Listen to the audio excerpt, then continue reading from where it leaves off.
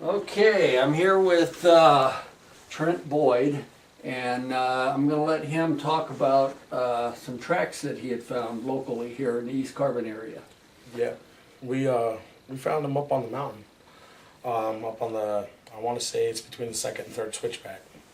And when I initially saw them, I was driving down the switchback, and I looked down to the left. I have a tendency, I've hunted all my life and everything, and I always watch the side of the roads for tracks, and it had snowed prior, and I looked down and I seen footprints that just weren't quite what a boot print or a shoe print or anything. Right. It was actually more of a footprint. Right. And so I stopped and I backed up, and my wife was asking me, "What are you doing?" And I was looking down to the left, and at first I just couldn't believe what I was seeing. It was almost miraculous to my eyes that I was seeing what I was seeing. I've hunted, like I said, I've been an avid hunter since I was young, and when I seen what I seen, it just threw me off. And I told my wife, I said, I see something. And I put my truck in park, and I continued down to or out of the truck and down to the track. And because when I backed up, I had backed up just enough to where I could see it off into the front left of my truck. Yeah. And so I got out and I walked down to the track, and I looked down, and lo and behold, it was like a big foot Like print, a big barefoot print. Yeah, it was off of. It wasn't a bear. Like I said, I've hunted. I've seen mountain lion, bobcat, coyote, bear, all sorts of tracks. This was something I'd never seen before in my life. I myself am a size 13 foot man, you know, and Right. so I know all about the big Yeah, feet. you're a big boy. Yeah, There's no doubt about that. And I couldn't, I just couldn't believe what I was seeing, and so I kind of looked more at it, and you could see more of a almost like where the snow had been ruffled by fur. Right. And like when bears walk around their prints, because of how fuzzy their paws are, you'll see indentations or brushes of hair. Right. And it kind of makes just a brush in the snow. And so I gosh, you know, what the heck is this? And so I said, all right, honey, come check this out. And the whole time I just felt it really uneased, and I just was uncomfortable to think that I'm seeing something that I'd never seen before. But finally my wife got out and she came and looked at it, and she says, honey, them are bigger than your feet, you know, what is that? And I said, well, you know, I've thought about it, you know, there's hoaxes and stuff like that, but I've seen even slippers that look like, you know, they're funny looking paws, Yeah. you know, but this was a firm indentation of a foot. It was, you could see the weight and the lines and the pattern. And that's what really threw me off. That's what really made me really curious about taking a picture of it. So I took 2 pictures of it. One picture, my foot's inside of it. The footprint of my foot is inside of it. My wife caught it after I put my footprint in it. And my footprint, lengthwise, his toes were about that much farther away from mine. Mm-hmm. And his width, he probably had about that much width on mine. Right. And that's with shoes on. Yeah. So immediately I just said, all right, honey, you know, let's get back in the truck just in case. I don't know what this is. I know it didn't come from somebody like a human. I knew somebody hadn't jumped out of their truck and walked down the road or something. The leg span from footstep to footstep was almost a hop for me to hop footstep. Yeah. And almost just, I couldn't even stretch it. Can you give an estimate on feet? Honestly, I want to say if I can measure my little trot to it, of which, you know, I'm sure I can, you know, do that. I never really even thought about trying, but I'm guessing from toe to heel. Gosh, I want to say I can probably hop a good. God, it's so hard. My footstep itself is a decent little spread. Right. But my two struts into his one. Right. Like I said, the 2 struts would equal his one. Okay. So I don't know exactly if it was a he, she, or anything, but I say his just meaning the creature or whatever made the footprints. I stepped twice to do that, and then I stepped back and I hopped it. Yeah. and I could hop from footstep to footstep, but it was a good little hop, and it just really troubled me just how really if I'd had casting stuff and stuff like that, I just don't have that kind of stuff on me. Like I said, I've never ever thought I'd ever see anything like that in my life. I have never been how would you say, a firm believer, but I've never been a disbeliever as well. Right. My parents had incident happen with them that I firmly believe. My mom and my father are really truthful people, and they had an encounter that really scared them to the point where my dad doesn't even rabbit hunt anymore. He won't rabbit hunt at all anymore. Wow. He felt the fear that he feels that a rabbit would feel hiding in a Right. take for instance the brush or Kind something of from a a human, role just really reversal, scared, right. like exactly Yeah. a role reversal. He and he tells a story religiously, and he never skips a beat. And my mom, she laid right next to him, and she said, yeah, it happened, and it was there, and it scared the crap out of us, and we didn't move, and all we had was a buck knife, so we weren't going to try to come out and find out what it was. They waited till the morning, and they found out that my father looked around. He's also an avid hunter, and he's seen bears and mountain lions and stuff, and the way they work and the way they run through the wild. And he said that the way the brush was laying was almost as if a man had walked through it, but twice the size of him, and he is a well-built man as well. So that's why I was just like, gosh, I never thought I'd ever see it. I was expecting maybe in Joel's Valley or Huntington. I never thought here. I never thought on this mountain. But then, I seen what I seen, and I took the pictures, and my wife's had seen it, and she's LDS, and she firm against lying and everything, and she's definitely number one for that. Okay, let's pick it up from where you. Okay,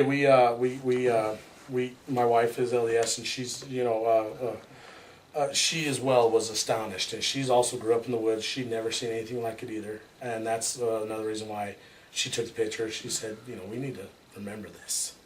And so I followed the tracks. My wife had jumped in the truck, saying, let's go, honey. And I was like, well, I want to see where this thing went. And when I followed it, it had went down the road and had jumped across the road to where it was, I don't want to say it jumped. It could, his tracks could have been hit by my tires coming up the mountain, of which, I didn't see him on the way up. So he crossed the road, needless to say, and I found his track, and it went up a degree of unbelief that a humanoid could, let alone try to step up one step. Right. And when I seen his other footprint going up, it was right at the bottom, then right probably about, I want to say about as the height of his next footprint was up to my eye level. From his bottom footprint to my eye level. Yeah. Okay. So, and then, and I look up, and his other one's further up. Wow. So he went up a grade that was just astounding. That's a pretty amazing stride. Yes, and like I said, I've elk hunted and everything, and I've never once in my life seen any tracks like that. And if I would have, I probably would have documented them just like I did now. I've bow hunted. I've walked nature. I've walked all these mountains from Huntington to Schofield to the Uintas to back here to in our own backyard. I've never ever came across a track like that, and it was enough to make me firmly believe that what I saw was non-human, non-animal, as in bear, lion, elk, deer, anything else of the sort. It was almost apish to me. When I got to looking at the pictures further on in the time, you could see the toes on the picture of the indentations of his foot coming down. You could see the toes and how they kind of pushed it back. And so when it came up, it didn't leave a push mark. It was, when it came down, it pushed the snow down. And then when it came out, it, like a human, picked up its heel, came up to the arch, and just came out of it. So that's another way I could tell that most of the time deer, when you see them, their footprints, they'll kick snow in front of their hoof from coming out of the snow. Right. This didn't. This was more human-like, that Yeah. it just picked up where it It left li- off. It lifted its foot out. Correct. Yeah, it instead didn't push out. Right. You know. Instead of dragging it. And I do like to consider myself quite the outdoors person. I fish all the time. So I'm year-round in the mountains. And like I said, from everywhere I've been, I've never seen them. And never seen a footprint. I've never seen anything that would question my idea of a footprint being real or not. And this was no doubt one of those footprints that you just couldn't ignore, that you just drew you right to it. And when I got down and looked at it, I could tell instantly by the lines in the foot, everything, just the step. It was almost human-like, and like I said, the fur and it just blows my mind that I actually had the pleasure of seeing it. Yeah. Because like I said, when I grow up, never would have thought it. Yeah, there's not too many people get to see these kind of things.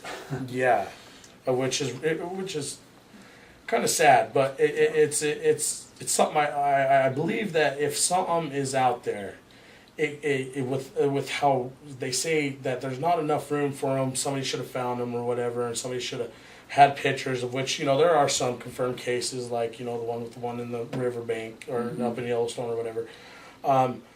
I think honestly and religiously almost that the wild that we have in our mountains outside of Colorado, Utah, Wyoming, I think that if it's well vegetated, plenty of deer, plenty of water, that something big enough could get away with being not seen out here. Yeah. You don't see many bear.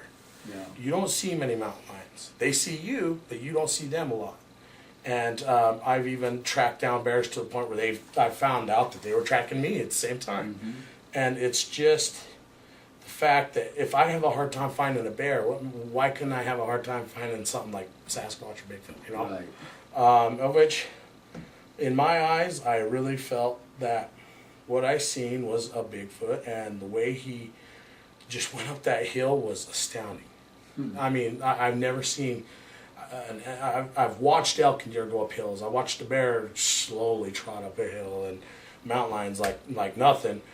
But man, this thing was like step, step, step, step, and it was like he was already at the top of the hill. Yeah. Versus my 10, Right. It was just too much for a human to pull off. And that's why I said, honey, we need to check this out. This is too much for me to ignore, and I'm really glad you took the pictures. Them pictures are amazing. Yes. And as soon as I get them, I will attach it to this video. Okay. Yeah, that you're more than welcome to anytime. And like I said, I grew up around here, and one of the big folklores is the Utes used to say that there was a canyon they stayed out of, and that was the land of the man with fur. And a good friend of mine told me his grandfather was a BLM officer, and they would tell him, we don't go in this particular canyon for a reason.